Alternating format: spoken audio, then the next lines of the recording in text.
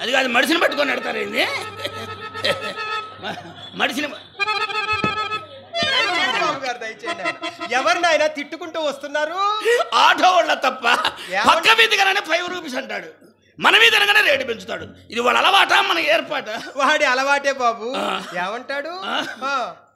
పక్క వీధికి అనగానే 5 రూపీస్ అంటాడు మన మీద అనగానే 10 రూపీస్ అంటాడు రేటు పెంచుతాడు అనవసరంగా వాడు అడిగింది ఇస్తే మీది ఏం పోయింది నాయన ఎందుకు బాదు అది కాదు తప్ప భయం వేయలేదులే మనం భయం వేయలేదులే భయం ఎందుకు తప్ప ధైర్యం సాహసం ఆయాసం ఉపసం అబ్బాయికి ఎక్కాలు కూడా అవ్వచ్చు ఏడాది ఎక్కాలు కూడా వచ్చుగా కూర్చోండి బాబు సరే గాని ఈ గది ఎవరిది అదే నాయన మా చిన్నమ్మాయి చిత్రగది ఏమి డెకరేషన్ మరి ఈ గది ఇదే నా గదే నాయన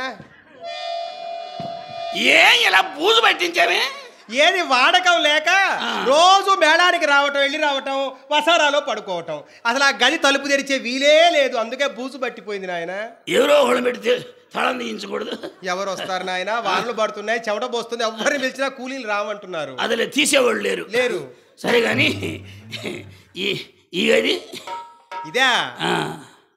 మా అమ్మాయి చింతామణి గది వాసన చూస్తే వాలిపోవాలనిపిస్తుంది తలబెట్టి చూడండి లోపలే ఉంటారు చూసా ఏమి గుత్తి బలపులు ఏమి కర్ర బలపులు బ్రహ్మాండంగా పెట్టించారే సరే గాని బాబు అమ్మాయి పిలుస్తాను ఆయన అమ్మా ఇదిగోనమ్మా నీ శెట్టి గారు నాయన ఠీకు ఠాకు అంటూ ఇస్పేటు ఆసుపడ్డట్టు పడ్డాడు నా క్యాషులు రాయుడే కూర్చోండి బాబు గారు కూర్చోండి ఆయన కూర్చోండి బాబు గారు ఏం చెప్పమంటారు మాటలు ఏం చెప్పదు ఉన్నదే నాయన లేదు ఎక్కడి నుంచి చెప్తున్నా తలకాయలో నుంచి మన మేజువాణి కచేరీలో మా అమ్మాయి మిమ్మల్ని చూసిందట ఎదురు నుంచా వెనక నుంచా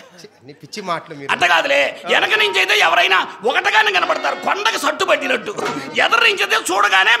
కళలో పడుద్ది రంగనాయకులు సంపంగన వల్ల